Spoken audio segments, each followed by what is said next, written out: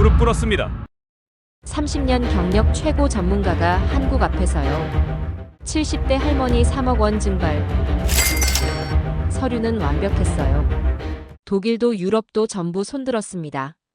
못 참는다. 그런데 한국은 10초 만에 끝냈어요. 건물 그림자 하나로 200억 원 조직을 박살냈습니다.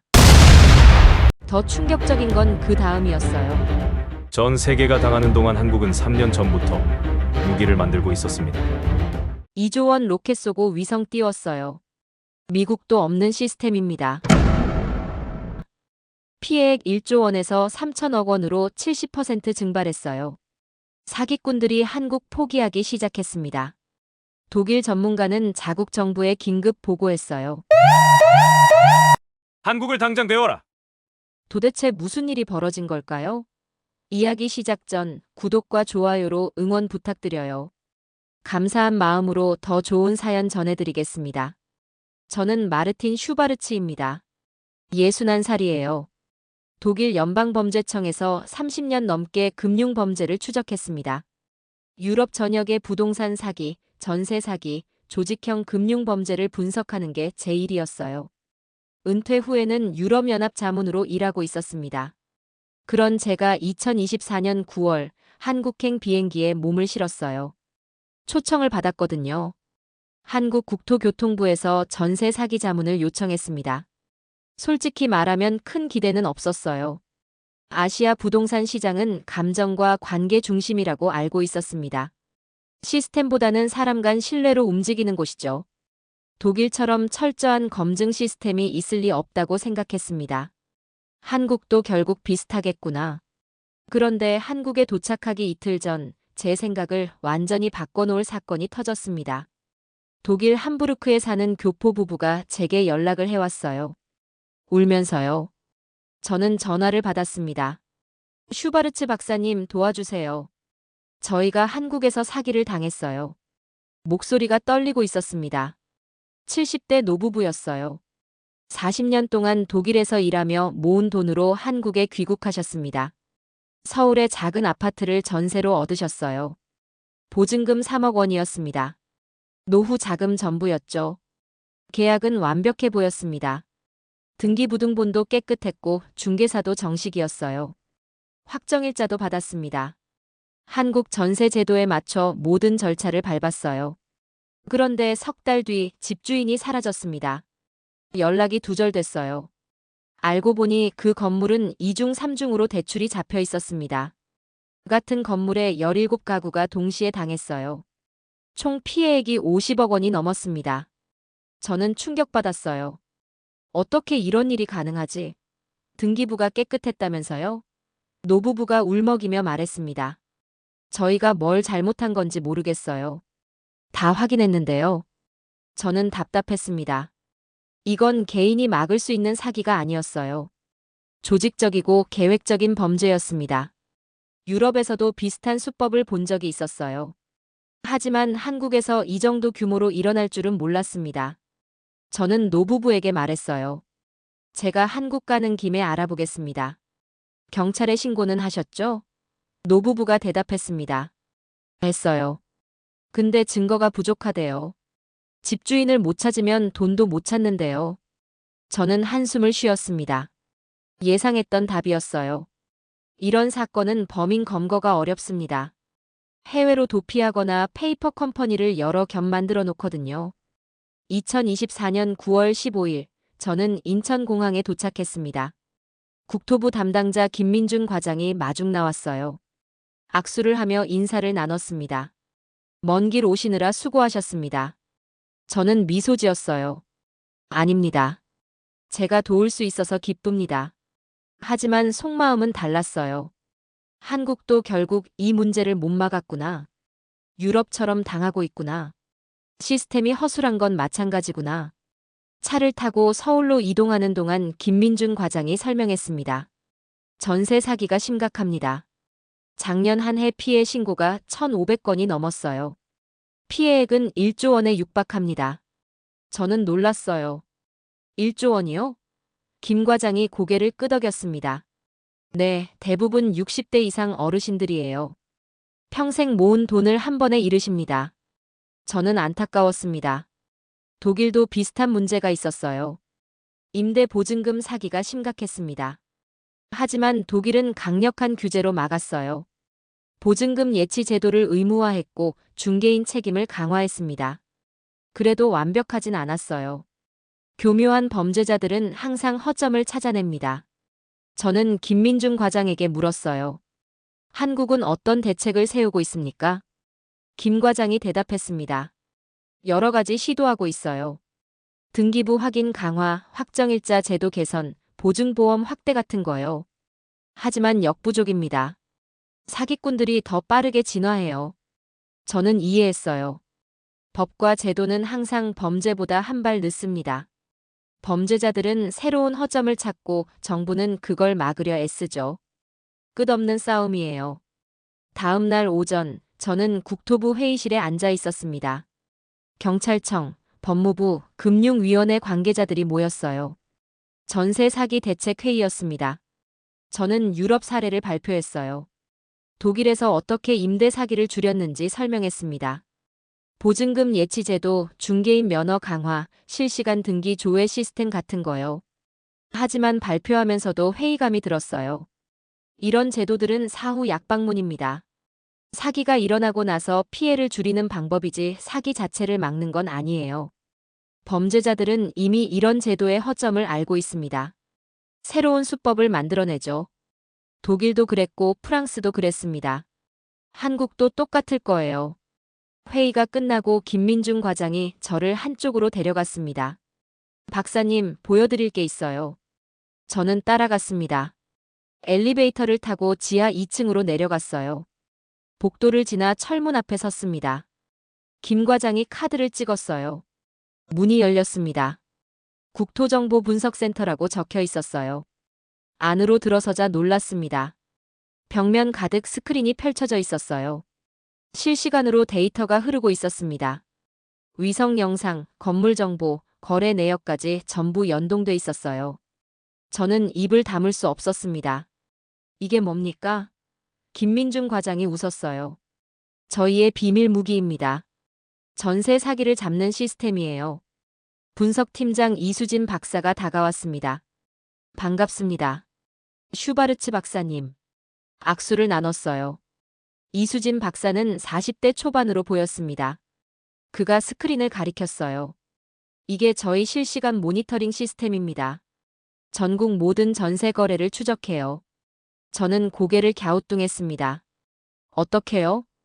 이수진 박사가 설명했습니다. 위성 데이터를 활용합니다. 아리랑호가 이틀마다 전국을 찍어요. 건물 변화를 실시간으로 포착합니다. 공사 흔적, 외벽 상태, 주변 환경까지 전부 기록돼요. 그걸 등기 정보와 대조합니다. 불일치가 발견되면 경고가 떠요. 저는 믿을 수 없었어요. 위성으로 전세 사기를 잡는다고요? 이수진 박사가 고개를 끄덕였습니다. 네, 정확히 그렇습니다. 종이 서류는 조작 가능해요. 하지만 위성 기록은 조작할 수 없습니다. 하늘에서 본 진실은 거짓말을 안 하거든요. 저는 소름이 돋았어요. 이건 제가 상상했던 것과 완전히 달랐습니다. 한국이 이런 시스템을 가지고 있었다니요. 김민중 과장이 말했습니다. 박사님이 아까 말씀하신 독일 교포 부부 건 저희가 이미 파악하고 있었어요. 저는 놀랐습니다. 어떻게요? 김 과장이 스크린을 조작했어요. 해당 건물 위성 영상이 떠올랐습니다. 이 건물, 계약 시점에 이미 의심 신호가 있었어요. 저희 시스템이 감지했습니다. 저는 화면을 뚫어지게 봤어요. 그럼 왜 막지 못했습니까? 이수진 박사가 대답했습니다. 시스템이 완벽하진 않아요. 경고는 떴지만 수사까지 시간이 걸렸습니다. 범인이 더 빨랐어요. 하지만 이제는 다릅니다. 시스템을 업그레이드 했거든요. 실시간 차단이 가능해요. 저는 할 말을 잃었습니다. 한국을 과소평가했구나. 감정과 관계 중심 사회라고 생각했는데 완전히 틀렸어요. 한국은 데이터와 시스템으로 움직이고 있었습니다. 그것도 유럽보다 앞선 방식으로요. 저는 이수진 박사에게 물었어요. 이 시스템 언제부터 운영했습니까? 이수진 박사가 대답했습니다. 2022년부터 시작했어요. 전세 사기가 급증하자 긴급 대책으로 만들었습니다. 처음엔 시범 운영이었어요. 하지만 효과가 증명됐습니다. 지금은 전국 단위로 확대됐어요. 저는 감탄했어요. 2년 만에 이런 시스템을 구축했다니.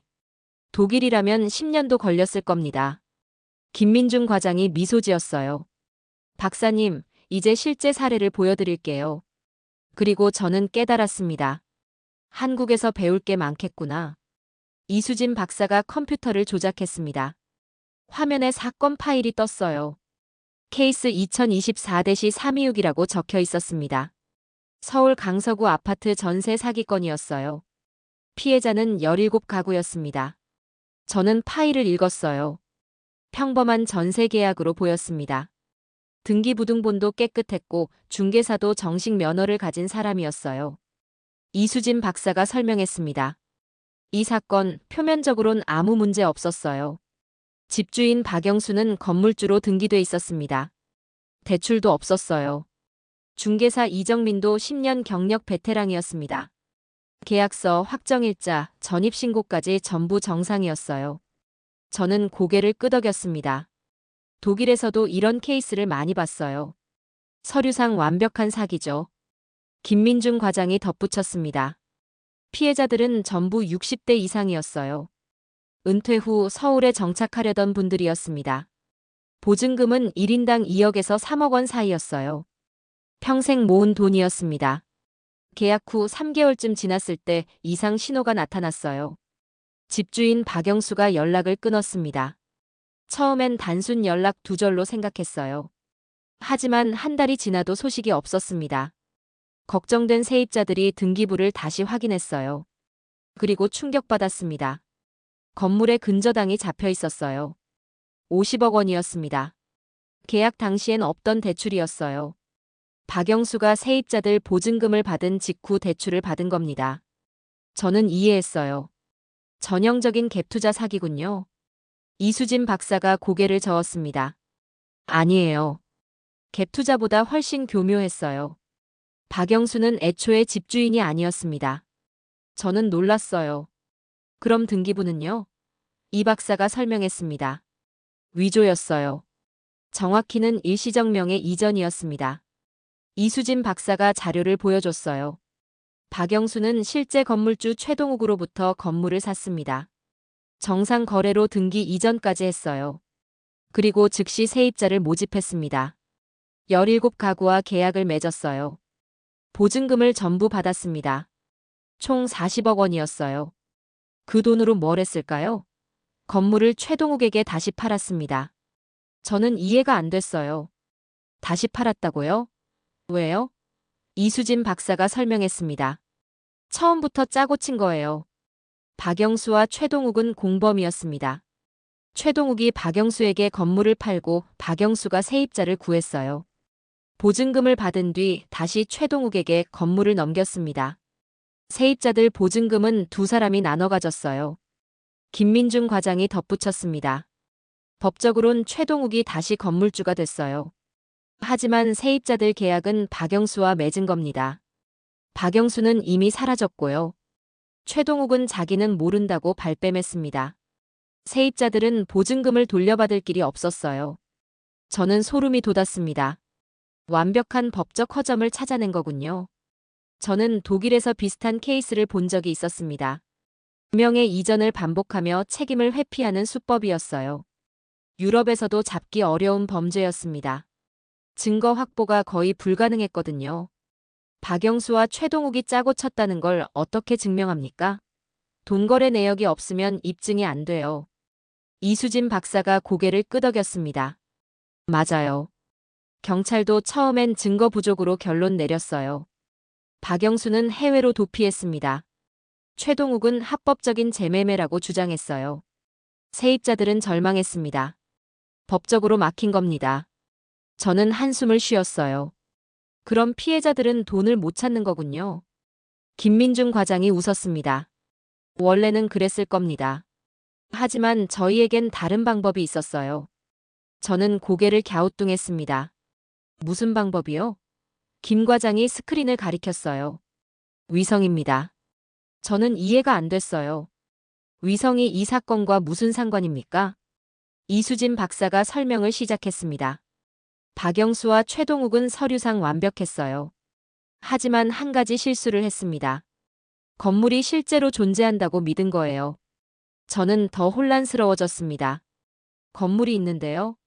이 박사가 고개를 저었어요. 계약서 사진 속 건물과 실제 건물이 달랐습니다.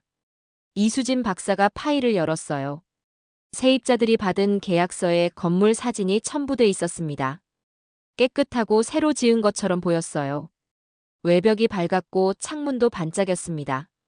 하지만 아리랑호 위성 영상을 보니 달랐어요. 같은 시기 촬영된 사진에서 건물은 낡아 있었습니다. 외벽 페인트가 벗겨져 있었어요. 저는 자세히 봤습니다. 정말 달랐어요.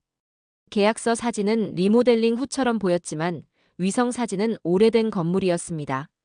이수진 박사가 설명했어요. 박영수가 과거 사진을 조작해서 쓴 겁니다. 몇 년 전 리모델링 광고 사진을 가져다 썼어요. 세입자들을 속이려고요. 하지만 위성은 속일 수 없었습니다. 김민중 과장이 덧붙였습니다. 더 결정적인 게 있어요. 계약 날짜가 2024년 7월 15일이었습니다. 그날 위성 사진을 보니 건물 앞에 공사 차량이 있었어요. 외벽 보수 공사 중이었습니다. 하지만 계약서 사진엔 공사 흔적이 없었어요. 이건 명백한 조작 증거였습니다. 저는 감탄했어요. 위성 데이터가 시간 증거가 되는 거군요. 이수진 박사가 맞다고 했습니다. 사진은 조작 가능해요. 하지만 위성 기록은 조작할 수 없습니다. 특정 날짜, 특정 시각의 건물 상태가 정확히 기록돼 있어요. 이걸 계약서와 대조하면 거짓이 드러납니다. 저는 질문했어요. 그럼 이 증거로 범인을 잡았습니까? 김민중 과장이 고개를 끄덕였습니다. 네, 박영수는 태국에서 검거됐어요. 인터폴 공조로 송환했습니다. 최동욱도 공범으로 입건됐어요. 위성 증거가 결정적이었습니다. 법원도 인정했어요. 두 사람 모두 유죄 판결받았습니다. 저는 놀라움을 감추지 못했어요. 유럽에서는 이런 케이스를 잡지 못했습니다. 증거가 부족해서 무혐의 처리되는 경우가 많았어요. 하지만 한국은 위성으로 증거를 만들어낸 겁니다. 이건 완전히 새로운 방식이었어요. 저는 이수진 박사에게 물었습니다. 다른 사건도 이렇게 해결했습니까? 이수진 박사가 대답했어요. 네, 지난 1년간 비슷한 케이스 23건을 해결했습니다. 전부 위성 데이터가 핵심 증거였어요. 건물 외관 조작, 공사 시점 조작, 심지어 건물 자체를 바꿔치기 한 경우도 있었습니다. 위성이 전부 포착했어요. 저는 입을 다물 수 없었습니다. 김민중 과장이 말했습니다. 박사님, 이제 아시겠죠? 한국은 종이가 아니라 하늘을 봅니다. 서류는 거짓말할 수 있어요. 하지만 위성은 거짓말 안 합니다. 저는 고개를 끄덕였어요. 완전히 새로운 패러다임이었습니다. 제가 30년간 해온 방식과 완전히 달랐어요. 저는 생각했습니다. 독일 교포 부부 사건도 이렇게 풀 수 있을까? 그들의 보증금을 찾아줄 수 있을까? 희망이 보였습니다. 한국이라면 가능할지도 몰라요. 하지만 한 가지 의문이 들었습니다. 이게 정말 모든 사기를 막을 수 있을까? 완벽한 시스템일까? 그 답은 곧 알게 됐습니다. 이수진 박사가 새로운 파일을 열었습니다. 화면에 독일 교포 부부 사건이 떴어요.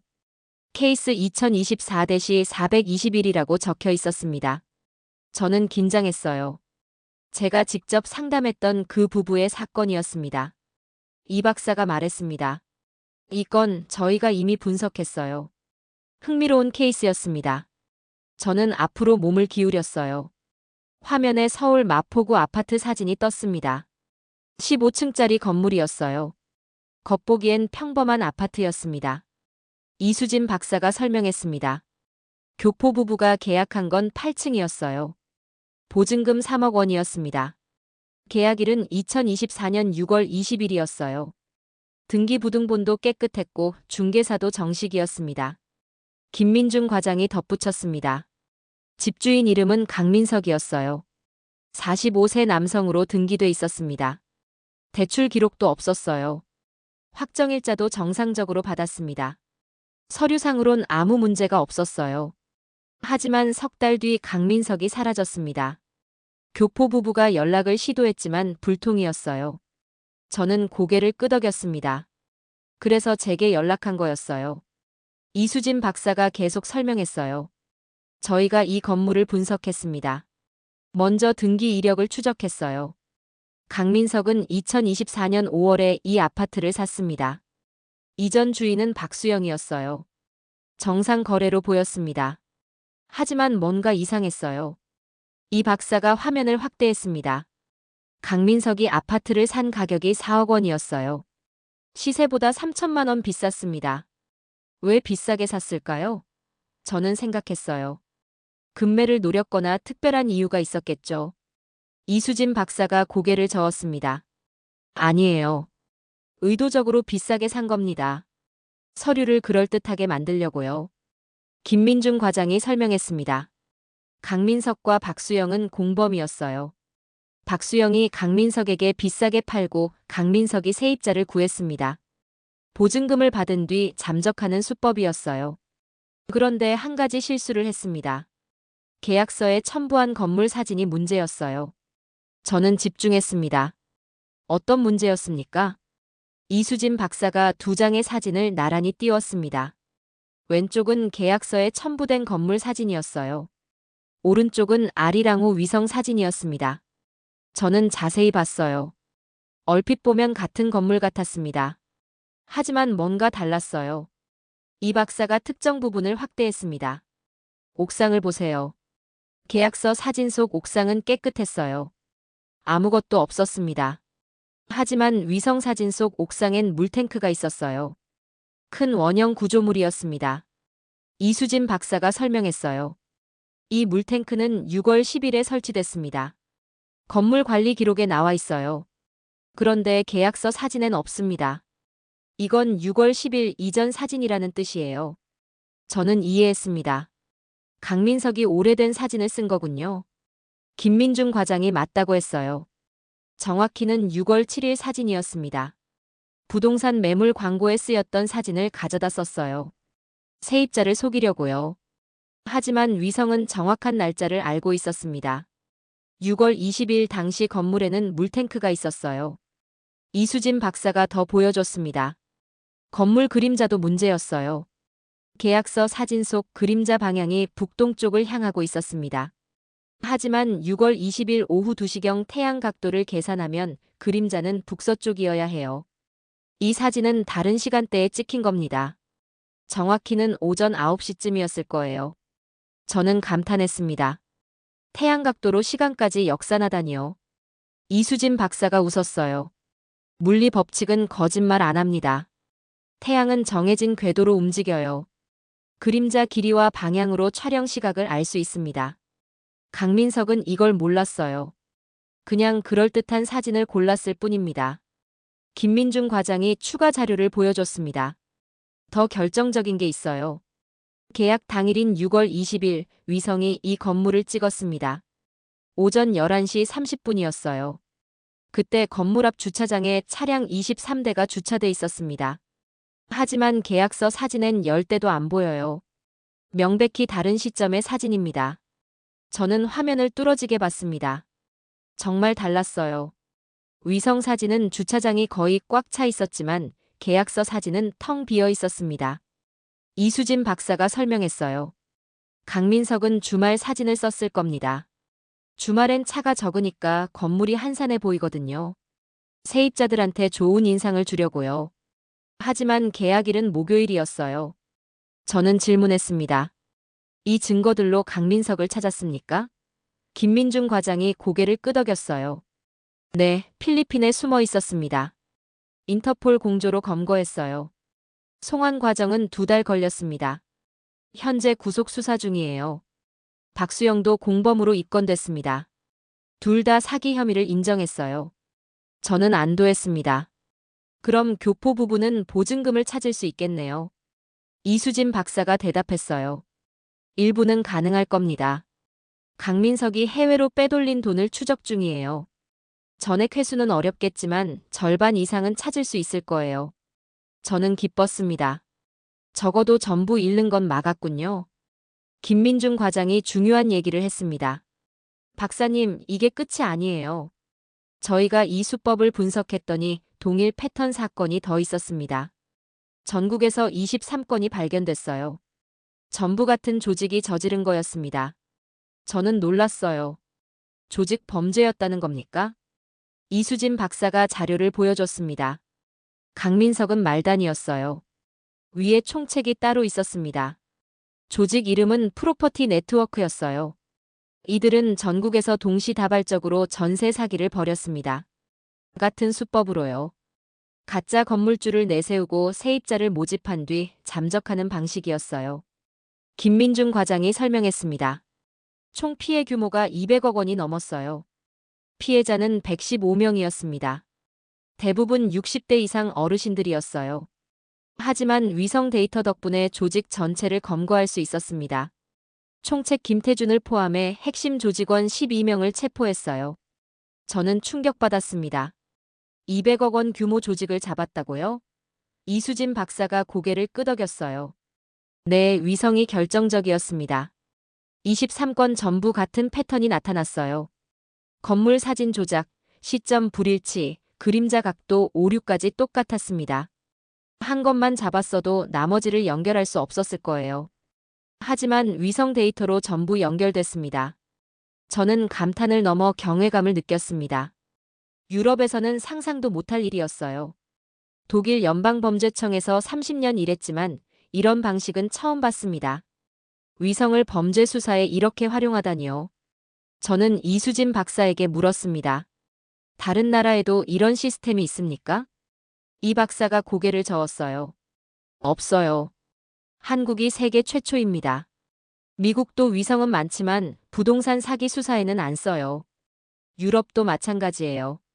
왜냐하면 위성 데이터를 실시간으로 못 쓰거든요. 외국 위성 자료를 사야 하는데 시간이 오래 걸립니다.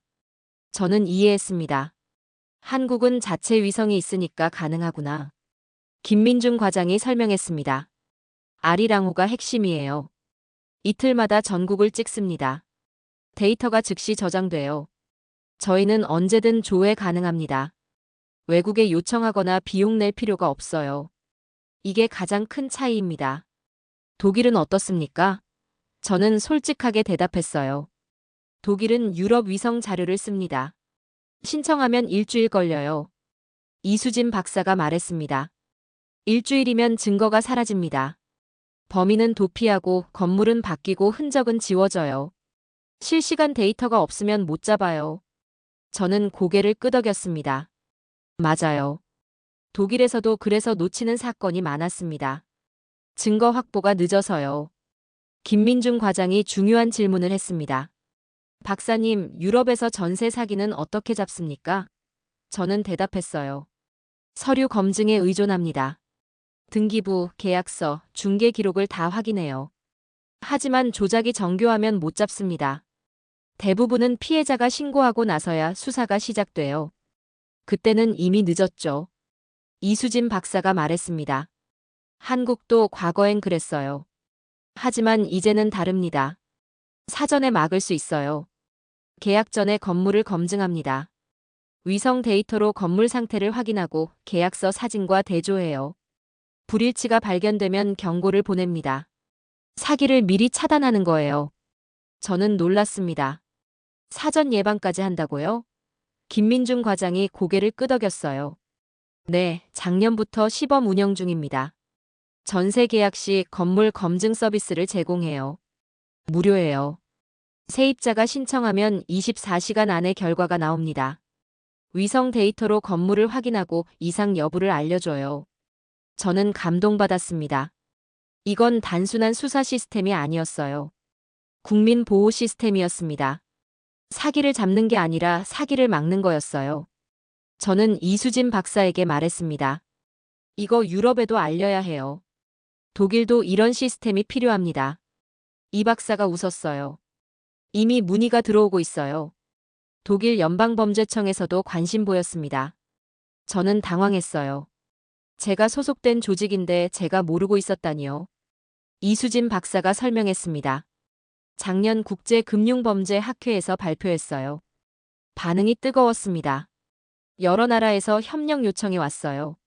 저는 부끄러웠습니다. 한국을 과소평가했던 제 자신이요.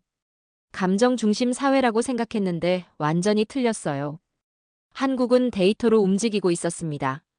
그것도 세계 최고 수준으로요. 저는 김민중 과장에게 물었습니다. 이 시스템 언제부터 만들었습니까? 김 과장이 대답했어요. 2022년부터 기획했습니다. 전세 사기가 급증하자 정부가 긴급 대책을 세웠어요. 기존 방식으론 못 막는다고 판단했습니다. 새로운 접근이 필요했어요. 그래서 위성 활용을 결정했습니다. 2년 만에 시스템을 완성했어요. 저는 감탄했습니다. 2년 만에요? 독일이라면 10년도 걸렸을 겁니다. 예산 승인에만 3년 걸리고 개발에 5년 걸렸을 거예요. 한국은 어떻게 이렇게 빨리 만들었습니까? 이수진 박사가 대답했어요. 절박했으니까요. 매일 피해자가 나왔습니다. 어르신들이 평생 모은 돈을 잃고 있었어요. 빨리 막아야 했습니다. 저는 뭉클했습니다. 이게 진짜 공무원의 자세구나. 국민을 지키려는 절박함이 이 시스템을 만들었구나. 저는 이수진 박사와 김민준 과장에게 말했습니다. 정말 대단합니다.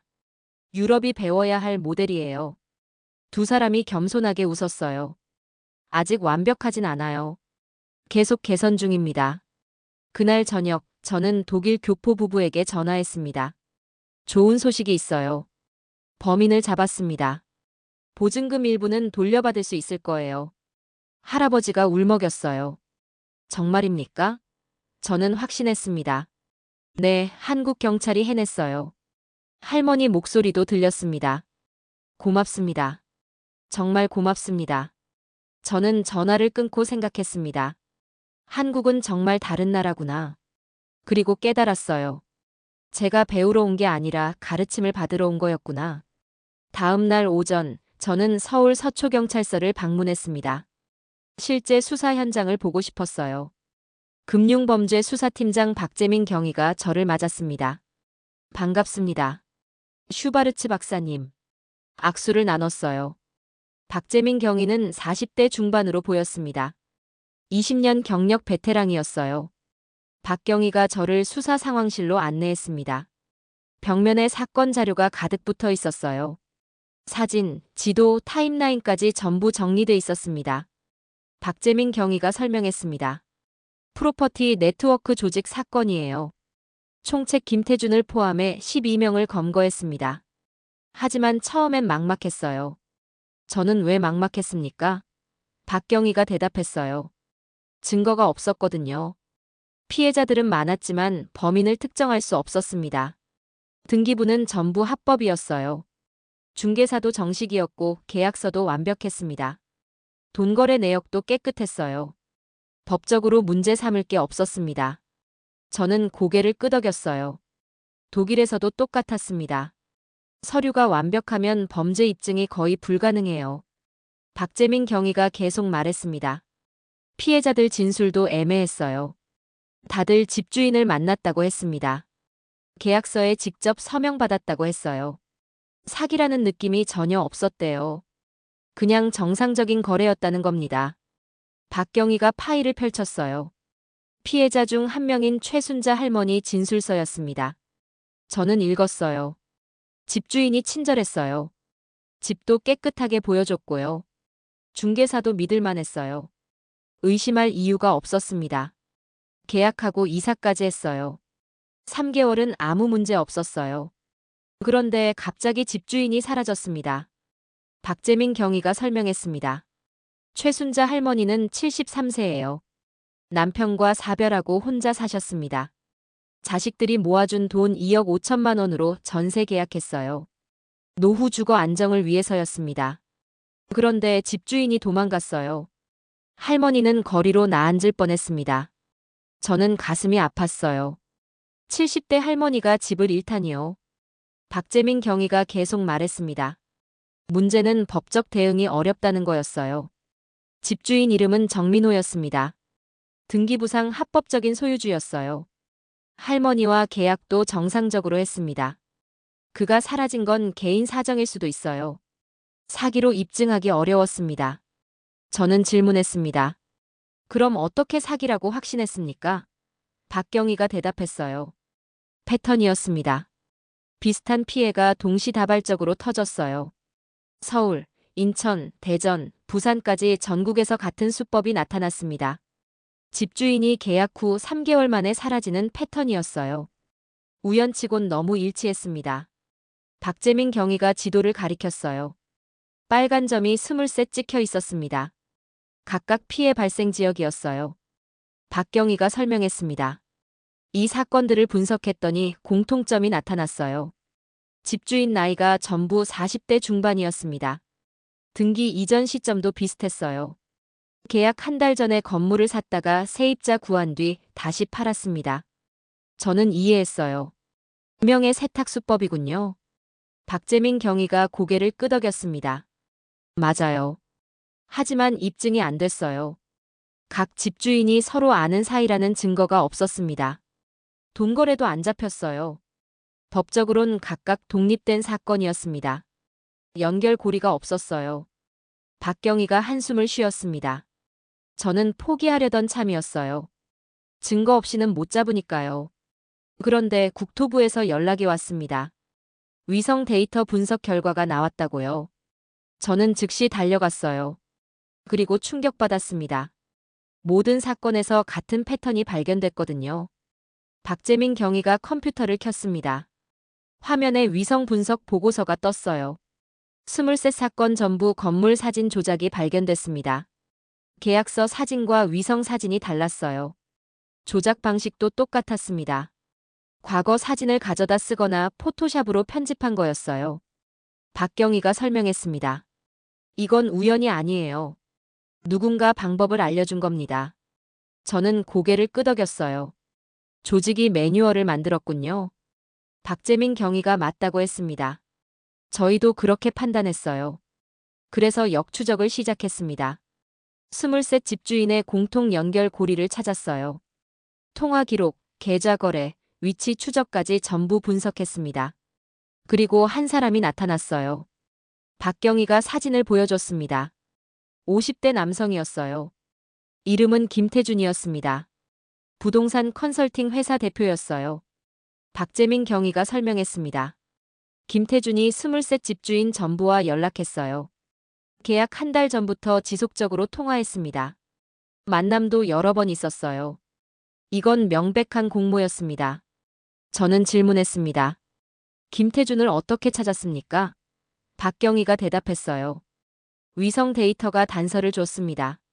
23 건물 전부 같은 시점에 사진이 조작됐어요. 누군가 일괄적으로 작업한 겁니다. 포토샵 메타데이터를 분석했더니 같은 컴퓨터에서 편집됐다는 게 나왔어요. 그 컴퓨터가 김태준 회사 것이었습니다.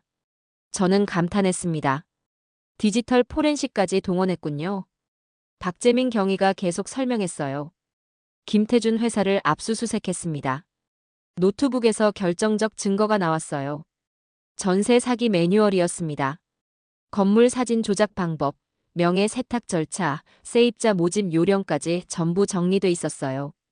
박경희가 파일을 보여줬습니다. 저는 읽었어요. 매뉴얼은 놀라울 정도로 상세했습니다.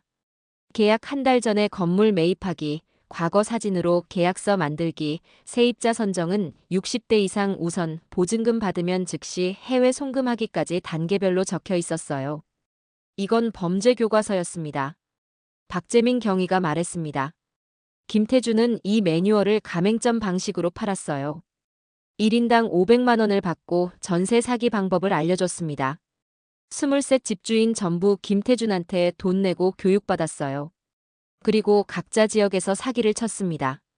김태준은 수수료로 피해액의 10%를 받았어요. 저는 소름이 돋았습니다.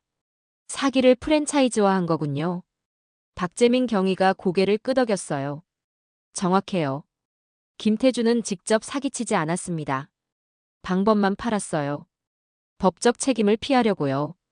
하지만 조직 총책은 분명했습니다. 저희는 공모 혐의로 전원 입건했어요. 박경희가 체포 영상을 보여줬습니다. 김태준이 인천공항에서 검거되는 장면이었어요. 필리핀행 비행기 타기 직전이었습니다. 박재민 경위가 설명했어요. 위성 데이터 분석 결과가 나온 뒤 즉시 출국 금지 조치했습니다. 김태준은 도피를 시도했지만 실패했어요. 저는 체포 장면을 보며 생각했습니다.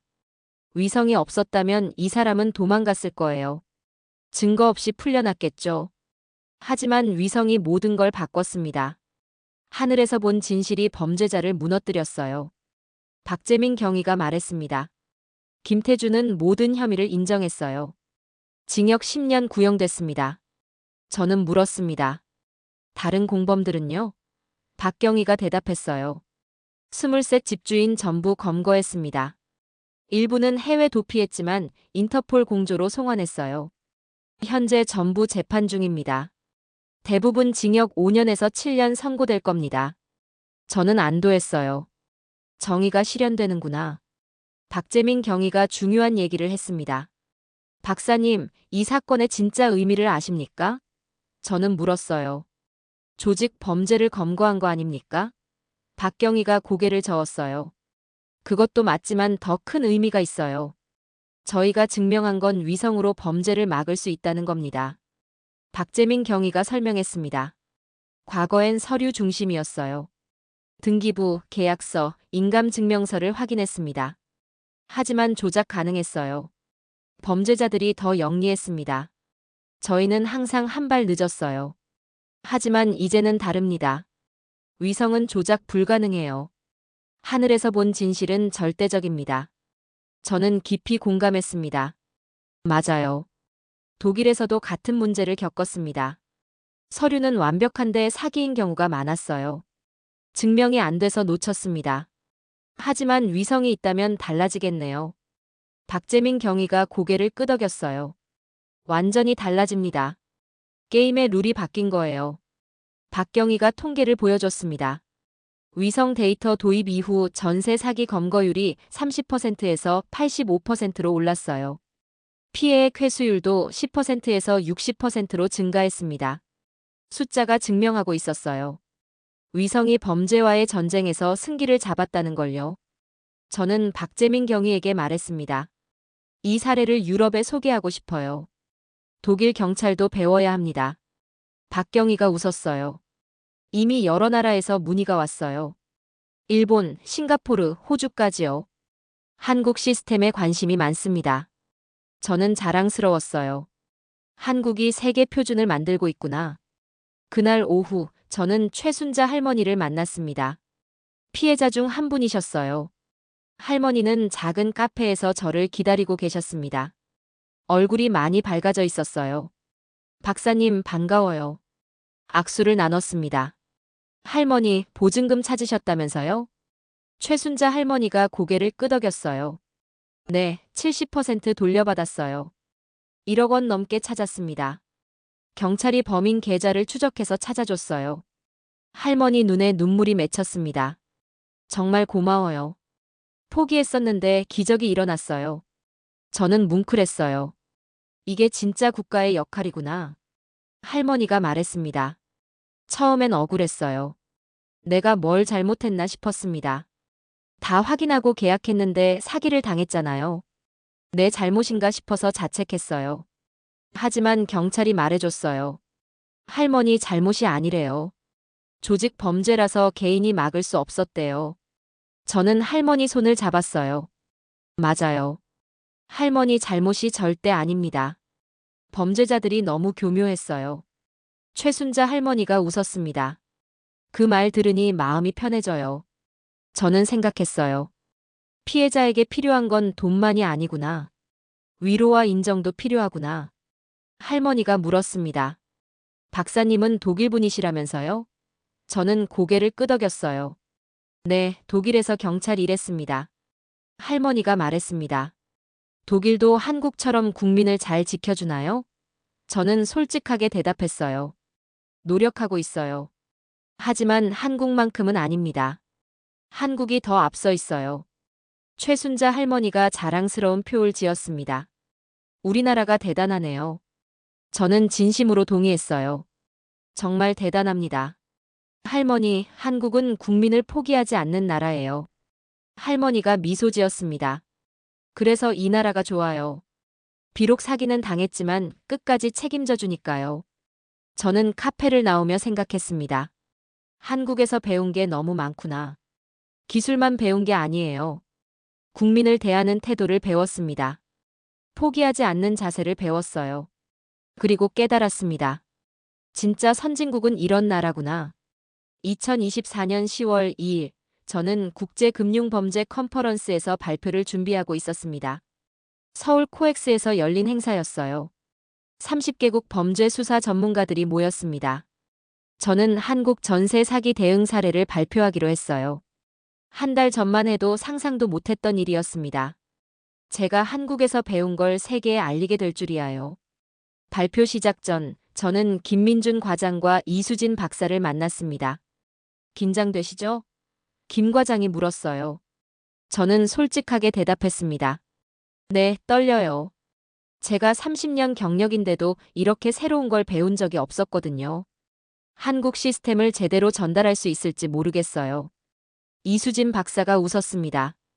박사님이면 충분히 잘하실 거예요. 사실 그대로만 말씀하시면 됩니다. 저는 고개를 끄덕였어요. 그렇게 하겠습니다. 강당으로 들어갔습니다.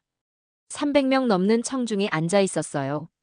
미국 FBI, 독일 연방범죄청, 일본 경찰청, 호주 범죄위원회까지 각국 전문가들이었습니다. 저는 단상에 올랐습니다. 마이크를 잡았어요. 안녕하십니까? 독일 연방범죄청 마르틴 슈바르츠입니다. 오늘 한국의 전세 사기 대응 시스템을 소개하겠습니다. 이건 단순한 수사 기법이 아닙니다. 범죄와 싸우는 방식 자체를 바꾼 혁명입니다. 청중이 집중했어요. 저는 프레젠테이션을 시작했습니다. 첫 슬라이드는 독일 교포 부부 사건이었어요. 70대 노부부가 3억 원을 잃은 이야기였습니다. 유럽 방식으로는 이 사건을 못 잡았을 겁니다. 서류가 완벽했거든요. 하지만 한국은 해냈습니다. 어떻게요? 하늘을 봤습니다. 두 번째 슬라이드에 아리랑호 위성 사진이 떴어요. 건물 옥상에 물탱크가 보였습니다. 계약서 사진엔 없던 거였어요. 저는 설명했습니다. 이 작은 차이가 사기를 무너뜨렸어요. 위성은 정확한 시점을 기록합니다. 조작이 불가능해요. 청중이 술렁였습니다. 누군가 손을 들었어요. 미국 FBI 분석관이었습니다. 질문 하나 하겠습니다. 위성 데이터 접근에 시간이 얼마나 걸립니까? 저는 대답했어요. 한국은 즉시 가능합니다. 자체 위성 아리랑호가 이틀마다 전국을 찍거든요. 데이터가 실시간으로 저장돼요. 조회는 몇 분이면 됩니다. FBI 분석관이 놀랐어요. 몇 분이요? 미국은 일주일 걸리는데요. 저는 고개를 끄덕였습니다. 그게 핵심입니다. 한국은 위성 주권이 있어요. 외국 위성 자료를 사거나 허가받을 필요가 없습니다. 필요할 때 바로 쓸 수 있어요. 이게 가장 큰 차이입니다. 청중이 웅성거렸어요. 메모하는 사람들이 많았습니다. 일본 경찰청 간부가 질문했습니다. 비용은 얼마나 듭니까? 위성 운영과 데이터 분석 비용이 궁금합니다.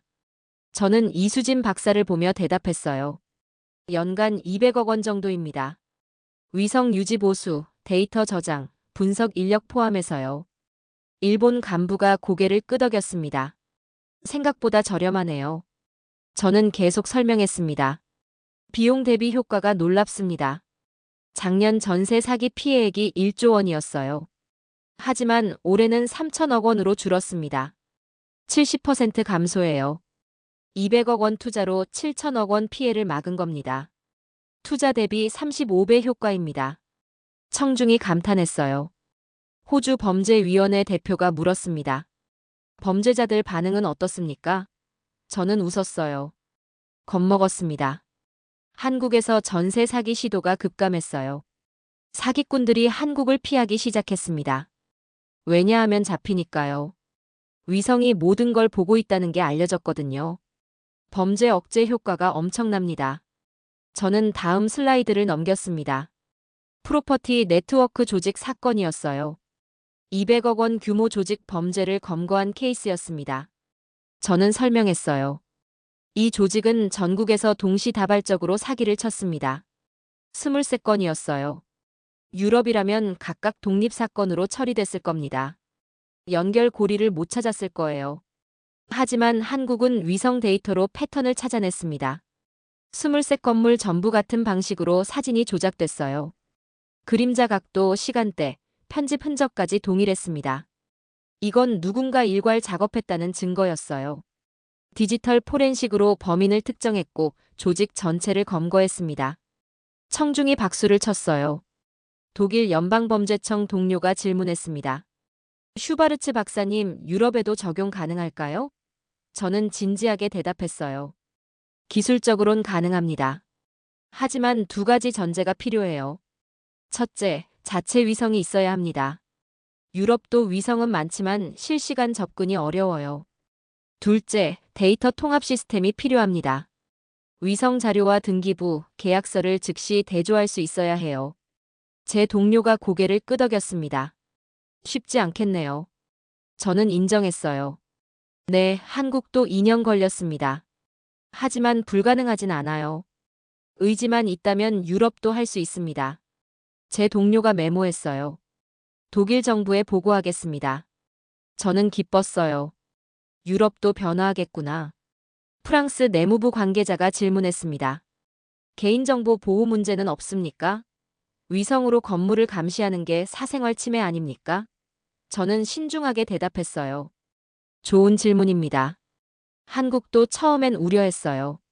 하지만 위성은 건물 외관만 찍습니다. 창문 안은 안 보여요. 개인 사생활은 침해 안 됩니다. 이수진 박사가 보충 설명했습니다. 저희는 법적 근거를 마련했어요. 범죄 수사 목적으로만 사용합니다. 무분별한 감시는 금지돼 있어요. 법원 영장 없이는 개인 타겟팅 못해요. 공공건물과 거래 중인 부동산만 모니터링합니다. 프랑스 관계자가 이해한다는 표를 지었어요. 저는 마지막 슬라이드로 넘어갔습니다. 비교 통계였어요. 한국과 다른 나라의 전세 사기 검거율을 보여주는 그래프였습니다. 한국은 85%였어요. 독일은 30%, 미국은 40%, 일본은 25%였습니다. 한국이 압도적이었어요. 저는 설명했습니다. 숫자가 증명하고 있습니다. 위성 기반 시스템이 효과적이라는 걸요. 한국은 세계에서 가장 안전한 부동산 시장을 만들고 있어요. 사기꾼들이 가장 무서워하는 나라가 됐습니다. 이건 기술의 승리가 아닙니다. 국민을 지키려는 의지의 승리예요. 발표가 끝났습니다. 청중이 일어서서 박수를 쳤어요. 저는 감동받았습니다. 한국을 대신해서 받는 박수 같았거든요. 컨퍼런스가 끝나고 여러 나라 관계자들이 저를 찾아왔습니다. 자세한 자료를 달라는 요청이 쏟아졌어요. 싱가포르, 대만, 말레이시아, 심지어 브라질까지 관심을 보였습니다. 저녁에 김민중 과장과 이수진 박사와 함께 저녁을 먹었습니다. 발표 잘하셨어요. 김 과장이 말했습니다. 저는 고개를 저었어요. 제가 잘한 게 아니에요. 한국 시스템이 훌륭한 겁니다. 저는 그냥 전달자일 뿐이에요. 이수진 박사가 웃었습니다. 겸손하시네요. 저는 진심을 말했습니다. 한 달 전만 해도 한국을 얕봤어요. 감정 중심 사회라고 생각했습니다. 시스템이 느슨할 거라고 편견을 가졌어요. 완전히 틀렸습니다. 한국은 세계에서 가장 앞선 데이터 사회였어요. 그것도 국민을 위해 데이터를 쓰는 나라였습니다. 김민중 과장이 말했습니다. 박사님 덕분에 저희도 배웠어요. 외국 시각에서 본 한국 시스템의 장점을 알게 됐습니다. 저는 물었어요. 앞으로 계획이 뭡니까? 김 과장이 대답했습니다. 시스템을 더 발전시킬 겁니다. 인공지능 분석을 추가하고 예측 모델을 만들 거예요. 이수진 박사가 설명했어요. 지금은 사후 검증이에요. 사기가 일어나면 잡는 방식입니다. 하지만 곧 사전 예방이 가능해질 거예요. 인공지능이 패턴을 학습하면 사기 시도를 미리 감지합니다. 계약 전에 경고를 보내는 거예요. 완전한 방어막이 되는 겁니다. 저는 감탄했습니다. 한국은 멈추지 않는구나. 계속 진화하는구나. 김민중 과장이 덧붙였습니다. 해외 진출도 고려 중이에요. 여러 나라에서 시스템 도입을 요청했습니다. 기술 이전이나 공동 운영 방식으로 협력할 수 있어요. 한국 시스템이 세계 표준이 될 수도 있습니다. 저는 확신했어요. 될 겁니다. 이미 증명됐잖아요. 효과적이고 비용 효율적이고 국민 친화적입니다. 다른 나라들도 당연히 원할 거예요. 이수진 박사가 웃었습니다. 박사님이 홍보대사 해주셔서 감사해요. 저는 고개를 저었어요. 제가 고마워해야죠. 한국에서 너무 많이 배웠습니다. 다음 날, 저는 다시 서초경찰서를 찾았습니다. 박재민 경위를 만나기 위해서였어요. 박경희가 반갑게 맞았습니다. 발표 잘 봤어요. 유튜브에 올라왔더라고요. 저는 웃었습니다. 창피하네요. 박재민 경위가 말했습니다. 아니에요. 자랑스러웠어요. 우리 시스템을 세계에 알려주셔서요. 저는 박경희에게 물었습니다. 혹시 독일 교포 부부 사건 진행 상황 아십니까? 박재민 경위가 고개를 끄덕였어요. 네, 보증금 80% 회수했습니다. 2억 4천만 원 찾았어요. 부부가 너무 기뻐하시더라고요. 저는 안도했습니다. 다행이네요. 박경희가 말했습니다. 부부분이 박사님께 감사 편지를 쓰셨어요. 전해드리라고 하셨습니다. 봉투를 건넸어요. 저는 열어봤습니다. 편지지에 정성스럽게 쓴 글씨가 있었어요. 슈바르츠 박사님, 정말 고맙습니다. 박사님 덕분에 돈을 찾았어요. 한국 경찰도 고맙고 한국이 자랑스럽습니다. 이 나라에 살게 돼서 행복해요. 저는 눈시울이 뜨거워졌습니다. 제가 한 게 별로 없는데요. 진짜 일은 한국 경찰이 다 했는데요. 박재민 경위가 말했습니다. 박사님이 관심 가져주신 게 큰 힘이 됐어요. 외국 전문가가 인정해주니까 저희도 자신감이 생겼습니다. 저는 고개를 저었어요. 제가 배운 게 더 많습니다. 박재민 경위가 자료를 하나 보여줬습니다. 최근 통계였어요. 위성 시스템 도입 후 전세 사기 신고가 60% 줄었습니다. 사기꾼들이 한국을 포기하기 시작한 거예요. 검거율이 높아지니까 시도 자체를 안 하는 겁니다. 범죄 억제 효과가 확실했어요. 저는 물었습니다. 해외로 이동했을 가능성은요? 박경희가 대답했습니다. 일부는 그럴 겁니다. 하지만 저희가 국제공조를 강화하고 있어요. 인터폴과 협력해서 해외 도피 범죄자를 추적합니다. 한국에서 못하니까 외국 가서 하겠다는 생각을 못하게 만들 거예요. 저는 감탄했습니다. 완벽한 전략이네요. 박재민 경위가 웃었어요. 범죄자들이 갈 곳이 없어지는 겁니다. 한국은 위성으로 막고 외국은 공조로 막아요. 결국 포기할 수밖에 없어요. 저는 생각했습니다. 이게 진짜 범죄와의 전쟁이구나. 도망칠 곳을 없애는 거구나. 박재민 경위가 말했습니다. 박사님, 독일 돌아가시면 한국 시스템 많이 알려주세요.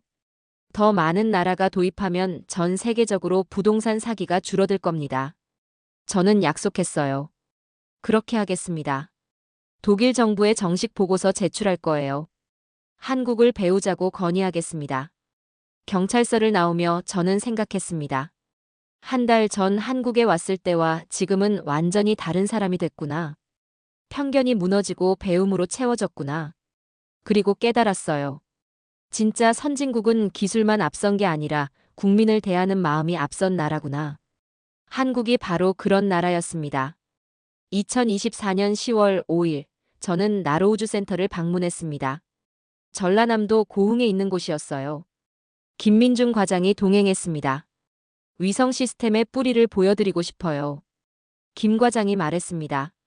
저는 궁금했어요. 아리랑호가 어떻게 만들어졌는지 알고 싶었습니다. 차로 3시간 걸렸어요. 나로우주센터에 도착하니 바다가 보였습니다. 탁 트인 전망이었어요. 김민중 과장이 설명했습니다. 여기서 누리호가 발사됐어요. 아리랑호를 실은 로켓이었습니다. 2023년 5월 25일이었어요. 한국 우주개발의 역사적인 날이었습니다. 발사체 조립동으로 들어갔습니다. 거대한 건물이었어요. 안에 누리호 실물 모형이 서 있었습니다. 높이 47m였어요. 저는 압도당했습니다. 이게 위성을 하늘로 쏘아 올린 거구나. 한국항공우주연구원 박철민 박사가 우리를 맞았습니다. 환영합니다. 악수를 나눴어요. 박철민 박사는 50대 초반이었습니다. 누리호 개발에 15년을 바친 사람이었어요. 저는 질문했습니다. 박사님, 왜 한국은 자체 로켓을 만들었습니까?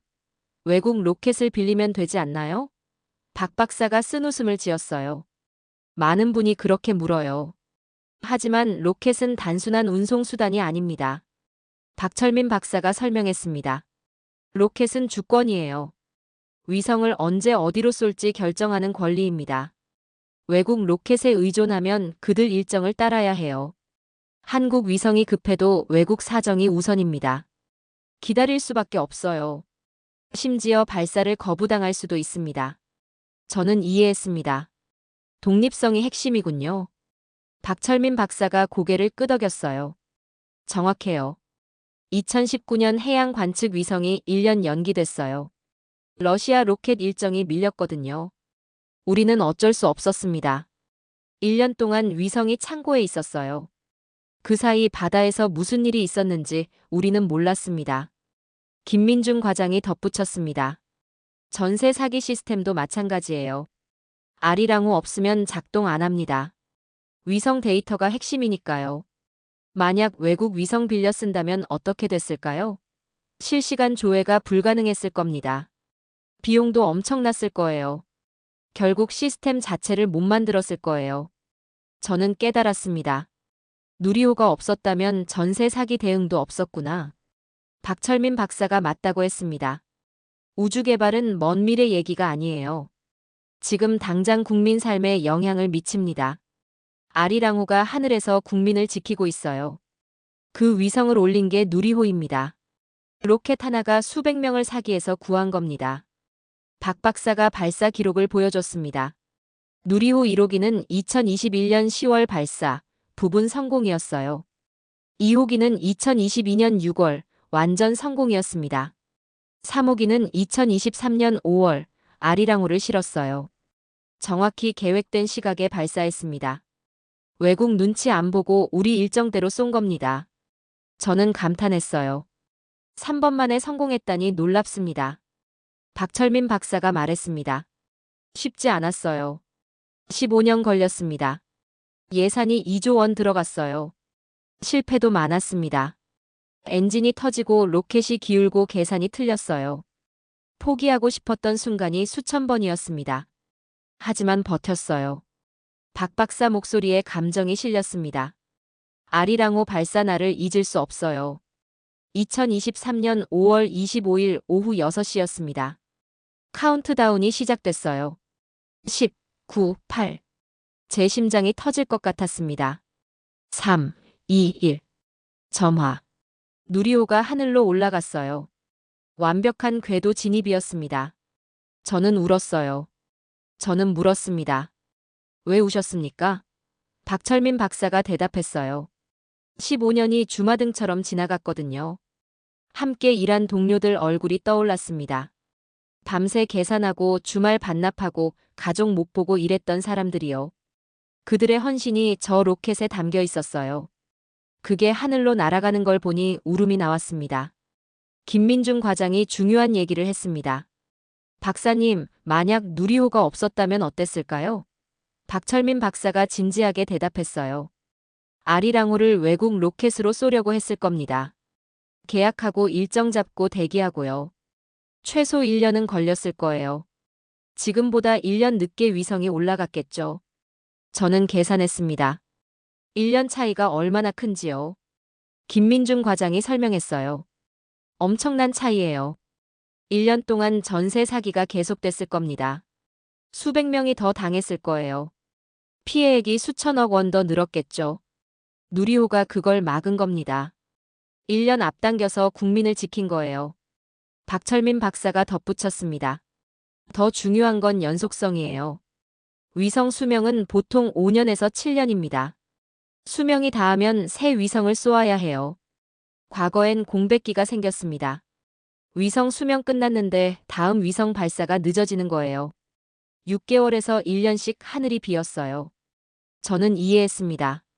공백기엔 감시가 안 되는 거군요. 박철민 박사가 맞다고 했어요. 2017년에서 2018년 사이 해양 관측 위성 공백기가 있었어요. 9개월간 바다를 못 봤습니다.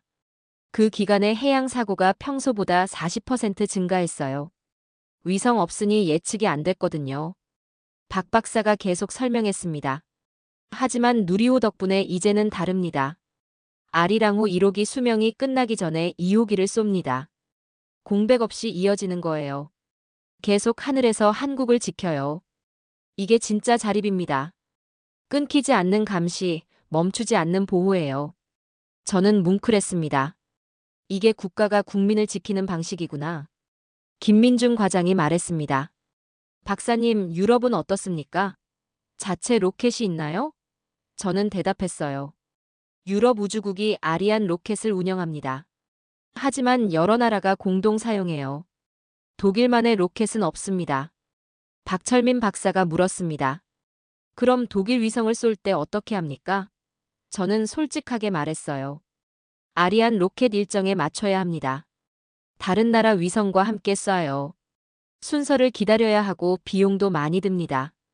긴급 상황에 즉시 대응하기 어려워요. 박 박사가 고개를 끄덕였습니다. 그래서 한국이 누리호를 만든 겁니다. 저는 질문했습니다. 누리호 개발에 2조 원이 들었다고 하셨죠? 비싸지 않습니까? 박철민 박사가 웃었어요. 많은 분이 그렇게 생각해요. 하지만 계산해보세요. 2조 원으로 30년은 쓸 수 있어요. 연간 600억 원입니다. 외국 로켓 한 번 빌리는데 200억 원 들어요. 1년에 3번만 쏴도 본전입니다. 김민중 과장이 추가 설명했습니다. 게다가 효과를 계산하면 훨씬 이득이에요. 전세 사기만 해도 연간 7천억 원 피해를 막았습니다. 재난 예측, 안보 감시, 통신 서비스까지 합치면 수조 원 효과예요. 2조 원 투자로 10년 안에 10조 원 이상 효과를 보는 겁니다. 저는 감탄했습니다. 완벽한 투자네요. 박철민 박사가 말했습니다. 우주 개발을 돈으로만 계산하면 안 돼요. 국가 자립의 문제입니다. 남한테 의존하지 않고 스스로 지키는 능력이에요. 이건 돈으로 살 수 없습니다. 반드시 자기 것이어야 해요. 저는 깊이 공감했습니다.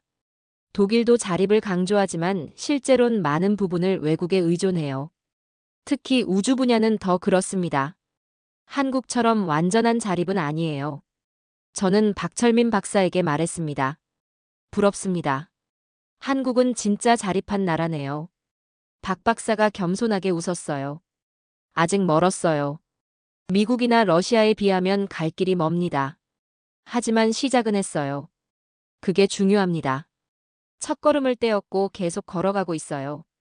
언젠가 세계 최고가 될 겁니다. 저는 확신했어요. 될 겁니다. 이 열정이라면 충분히 가능해요. 발사대로 이동했습니다. 누리호가 올라간 바로 그 자리였어요. 바다를 향해 서 있는 거대한 구조물이었습니다. 저는 상상했어요. 여기서 불을 뿜으며 로켓이 올라갔을 거예요. 아리랑호를 품고 하늘로 날아갔겠죠. 그 순간이 얼마나 장엄했을까요? 박철민 박사가 말했습니다. 박사님, 여기 서면 느껴지시죠? 한국의 의지가요. 저는 고개를 끄덕였어요. 느껴집니다. 국민을 지키겠다는 의지가 이 발사대에서 시작된 거군요. 박 박사가 웃었습니다.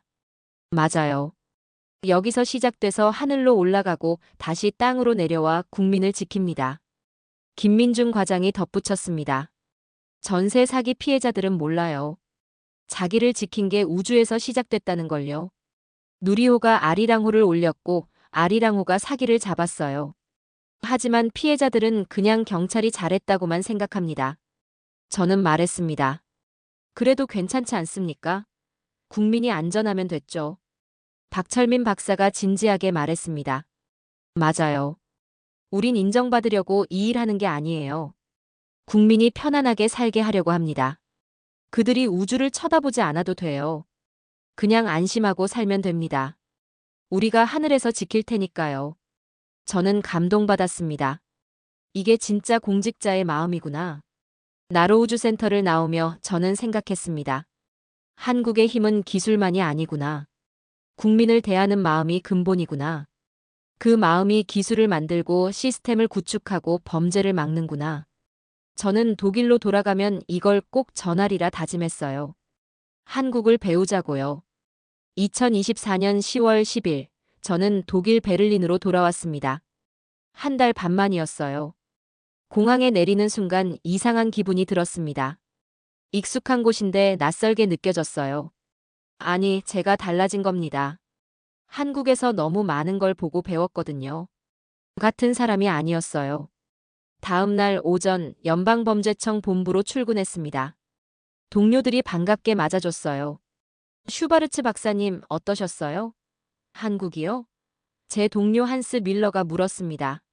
저는 잠시 망설였어요. 어디서부터 설명해야 할까요? 한마디로 말하면 충격이었습니다. 제 30년 경력이 부끄러워질 정도였어요. 한스가 의아해했습니다. 그렇게까지요? 저는 고개를 끄덕였어요.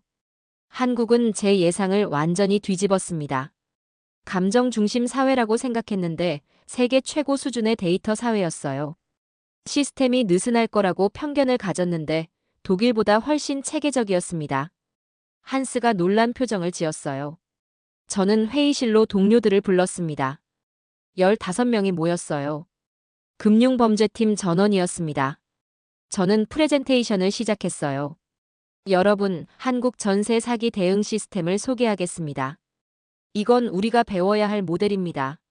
화면에 아리랑호 위성 사진이 떴습니다. 동료들이 집중했어요. 저는 독일 교포 부부 사건부터 설명했습니다. 3억 원을 잃은 노부부, 완벽했던 서류.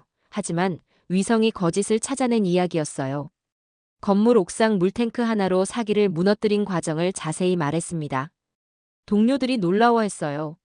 한스 밀러가 질문했습니다.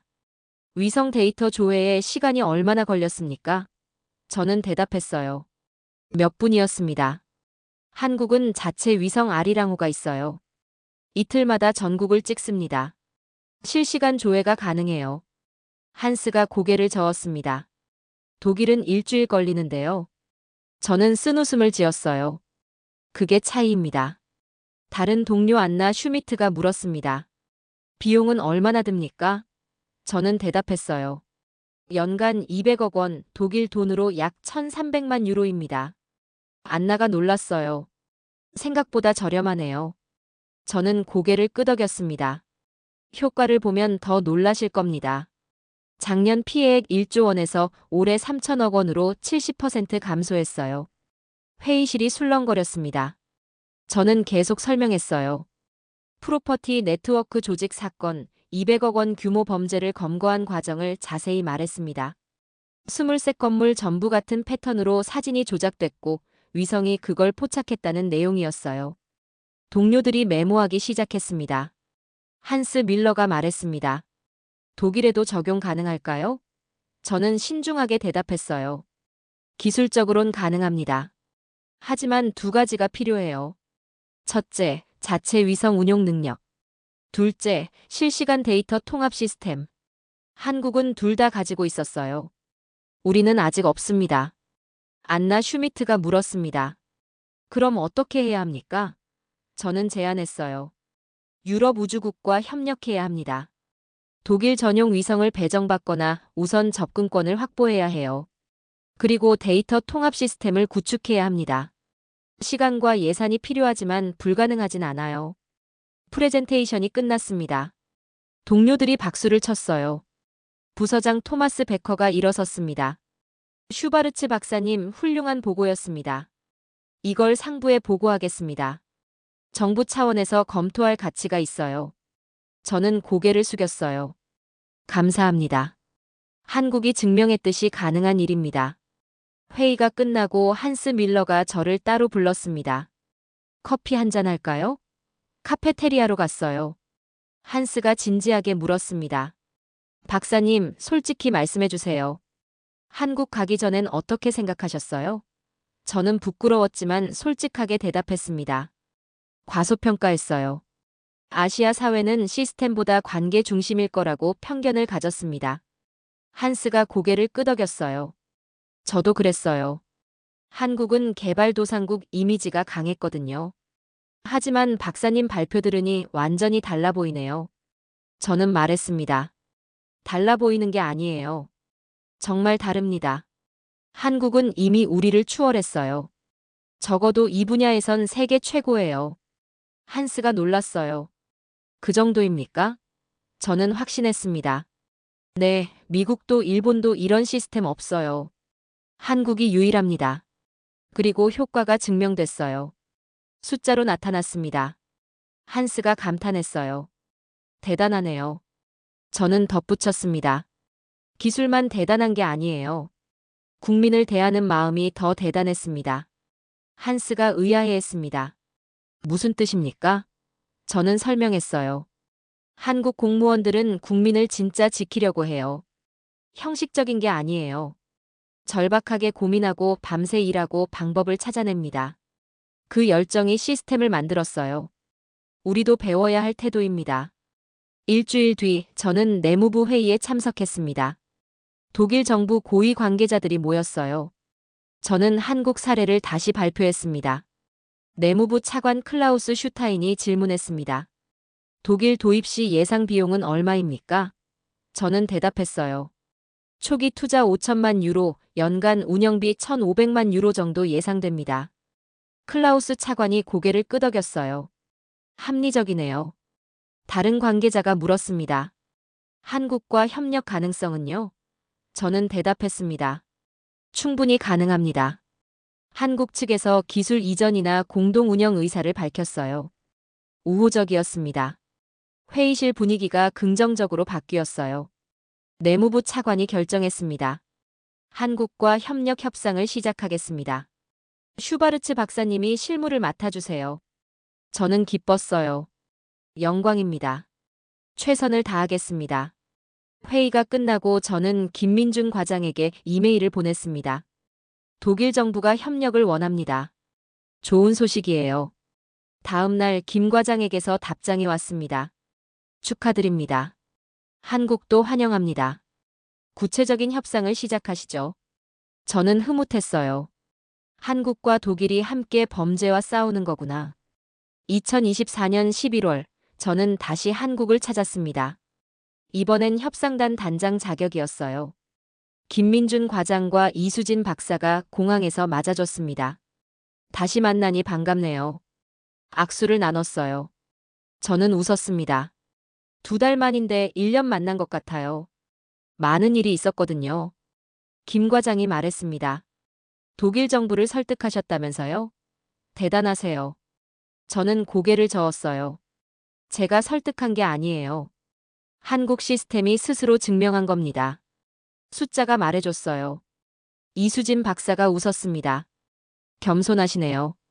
협상은 순조로웠습니다. 독일은 한국 시스템 도입을 원했고 한국은 기술 이전을 수락했어요. 양국 모두 윈윈이었습니다. 협상 마지막 날, 저는 김민준 과장과 이수진 박사와 저녁을 먹었습니다. 한강이 보이는 레스토랑이었어요. 저는 와인을 들며 말했습니다. 2분 덕분에 제 인생이 바뀌었어요. 한국에서 배운 게 너무 많습니다. 김 과장이 웃었어요. 저희도 박사님 덕분에 배웠습니다. 이수진 박사가 물었습니다. 가장 인상 깊었던 게 뭐예요? 저는 잠시 생각했습니다. 기술도 놀라웠지만 마음이 더 인상 깊었어요. 국민을 포기하지 않는 마음이요. 최순자 할머니를 만났을 때 느꼈습니다. 국가가 끝까지 책임진다는 게 뭔지요. 김민준 과장이 진지하게 말했습니다. 그게 우리 일이니까요. 공무원은 국민을 지키는 사람입니다. 당연한 거예요. 저는 고개를 저었어요. 당연하지 않아요. 많은 나라에서 공무원은 형식적으로 일합니다. 하지만 한국은 달랐어요. 진심이 느껴졌습니다. 이수진 박사가 말했습니다. 박사님도 진심이 느껴져요. 독일 국민을 위해 애쓰시잖아요. 한국 시스템을 배워가시는 게 그 증거예요. 저는 부끄러웠습니다. 부족합니다. 더 노력해야 해요. 한국만큼 되려면 갈 길이 멉니다. 김민중 과장이 와인잔을 들었어요. 박사님, 우리 함께 노력합시다. 독일과 한국이 협력하면 더 많은 국민을 지킬 수 있어요. 저는 잔을 맞댔습니다. 동의합니다. 함께 만들어가요. 전 세계 국민이 안전한 세상을요. 셋이 건배했어요. 독일로 돌아오는 비행기 안에서 저는 생각했습니다. 2달 전 한국에 갈 때와 지금은 완전히 다른 사람이 됐구나. 편견이 무너지고 배움으로 채워졌구나. 그리고 깨달았어요. 진짜 선진국은 GDP나 기술만으로 결정되지 않는다는 걸요. 국민을 대하는 마음이 진짜 선진국을 만든다는 걸요. 2024년 12월 독일 연방범죄청은 한국형 시스템 도입을 공식 발표했습니다. 2025년부터 시범 운영을 시작한다고 했어요.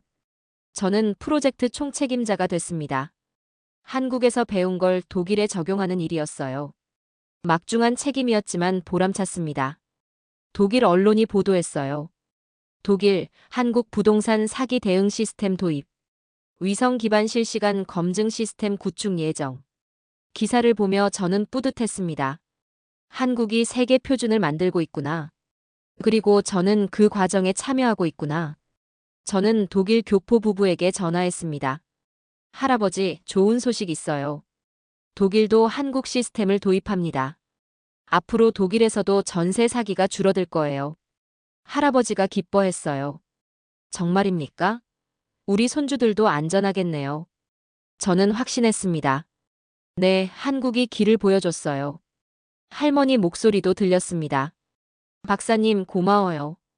우리 때문에 애쓰셨어요. 저는 말했습니다. 아니에요. 제가 배운 게 더 많습니다. 할아버지 할머니 덕분에 한국을 제대로 알게 됐어요. 감사한 건 저예요. 할머니가 웃었습니다. 그래도 고마워요. 전화를 끊고 저는 창밖을 봤습니다. 베를린 하늘이 맑았어요. 저 멀리 어딘가에 한국이 있겠죠. 그곳 하늘 위엔 아리랑호가 떠 있을 겁니다. 이틀마다 한국을 찍으면서 진실을 기록하고 있겠죠. 그리고 곧 독일 하늘에도 비슷한 시스템이 가동될 거예요. 저는 깨달았습니다. 국경을 넘어 기술이 전파되고 있구나. 한 나라의 혁신이 다른 나라를 변화시키는구나. 그리고 그 중심에 한국이 있구나. 30년 경력 독일 전문가인 제가 한국에서 배웠듯이 세계가 한국에서 배우고 있구나. 저는 자랑스러웠습니다. 한국을 알게 된 게요. 편견을 버리고 진실을 본 게요. 그리고 그 진실을 독일에 전한 게요. 앞으로도 계속 협력하겠다고 다짐했습니다.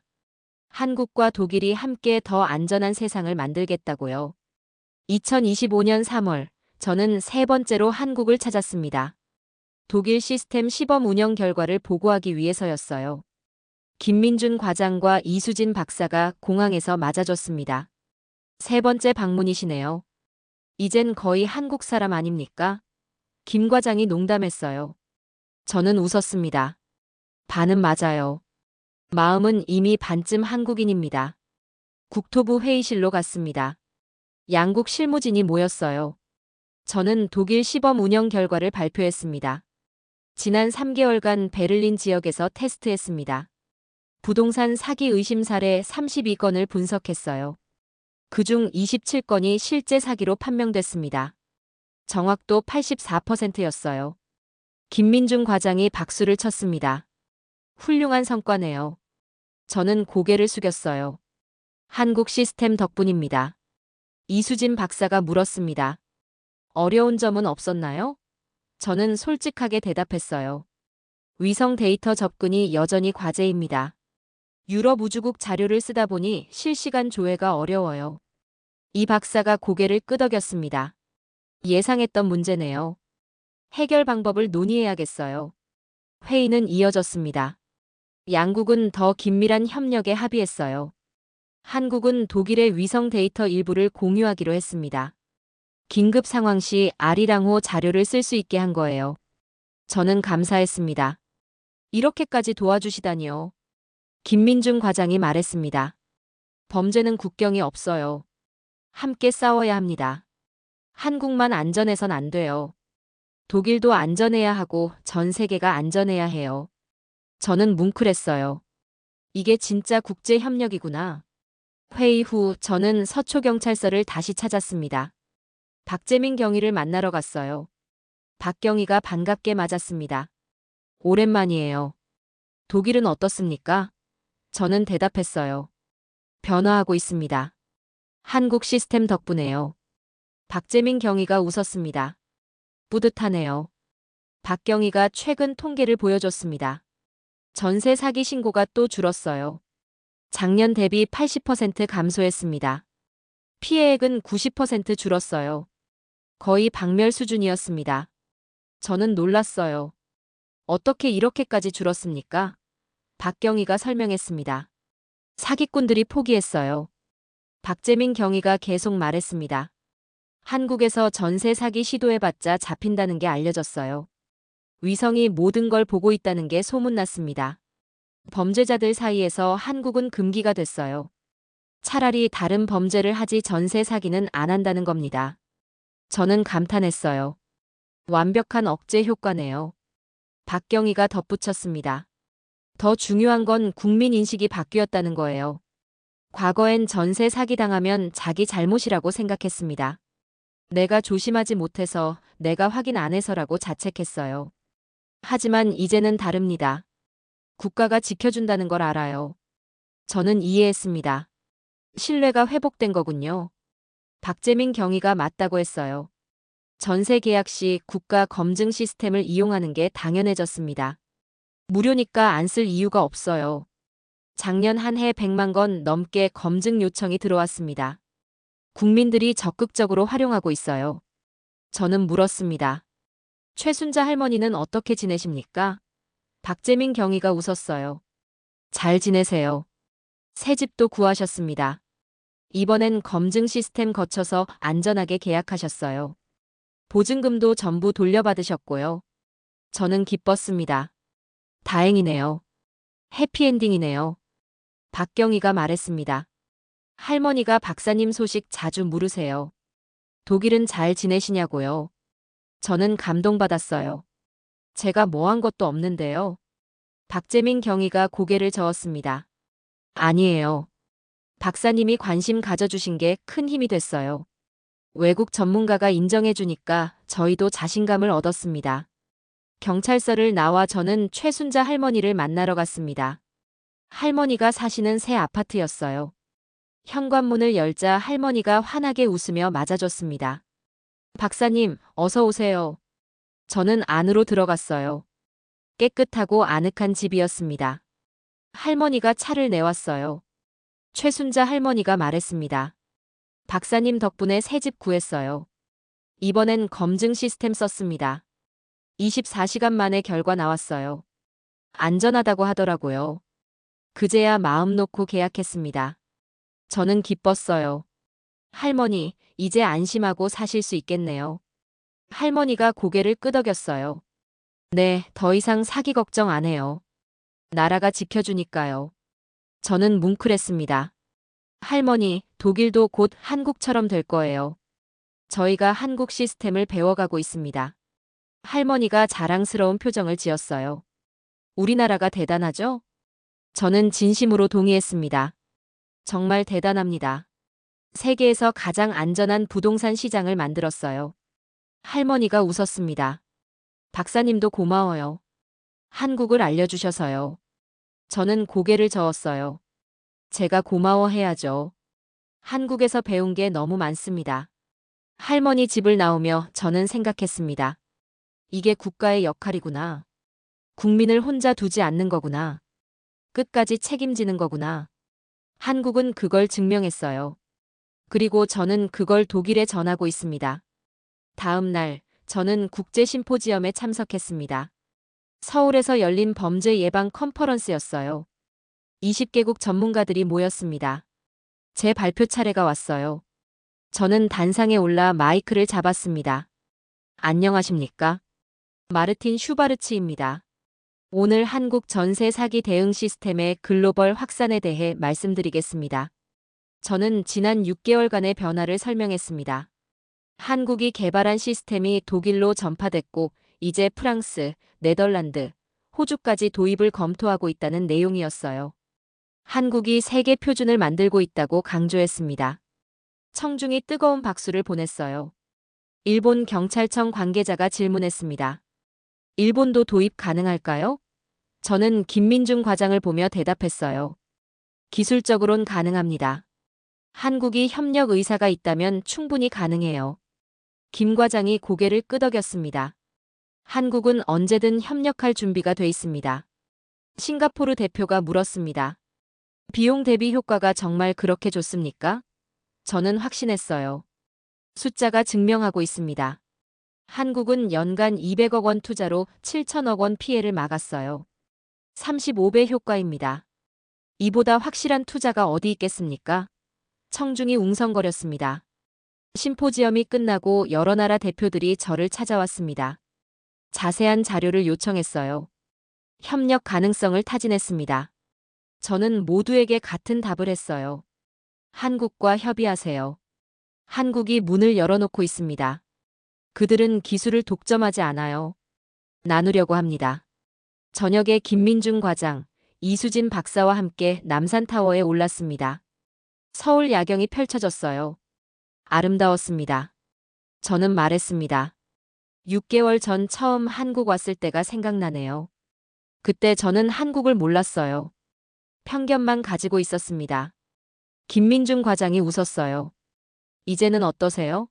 저는 진심을 말했습니다. 한국은 제 인생을 바꿨어요. 30년 경력이 무색할 정도로 새로운 걸 배웠습니다. 그리고 깨달았어요. 진짜 선진국이 뭔지를요. GDP나 기술이 아니라 국민을 대하는 마음이 선진국을 만든다는 걸요. 이수진 박사가 말했습니다. 박사님도 그런 마음을 가지셨잖아요. 독일 국민을 위해 한국 시스템을 가져가셨어요. 저는 고개를 저었어요. 부족합니다. 한국만큼 되려면 아직 멀었어요. 하지만 노력하겠습니다. 독일도 국민을 혼자 두지 않는 나라로 만들겠습니다.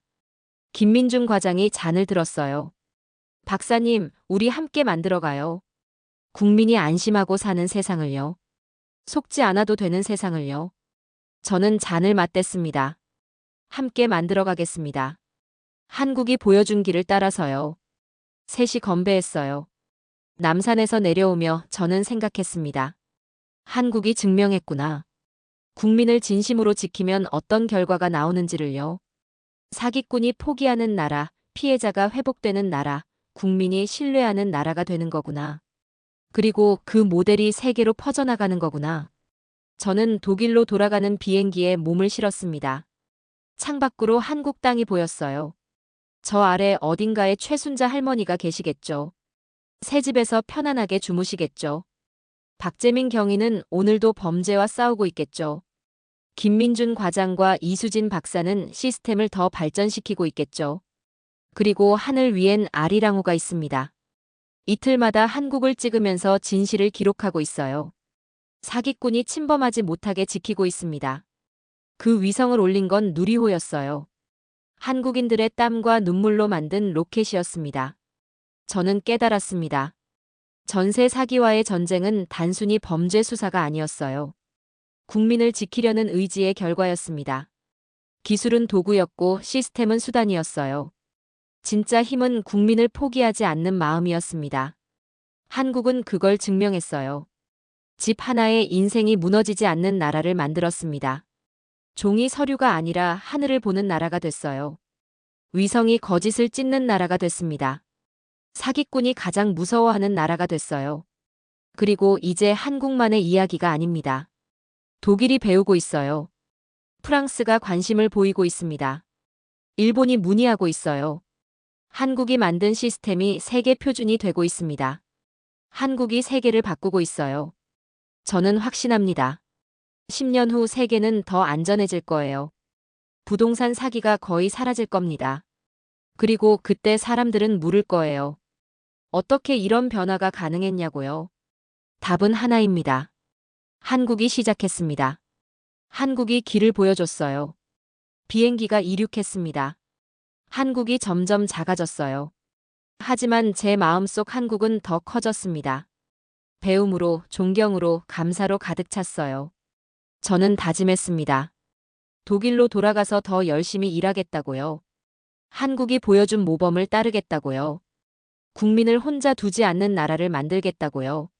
그리고 언젠가 누군가 제게 물으면 이렇게 대답할 겁니다. 전세 사기, 한국은 이렇게 잡았습니다. 기술로, 시스템으로, 하지만 무엇보다 국민을 향한 진심으로 잡았습니다. 그게 한국이 세계에 보여준 교훈입니다. 이제 속지 않아도 되는 나라, 대한민국이 증명했습니다.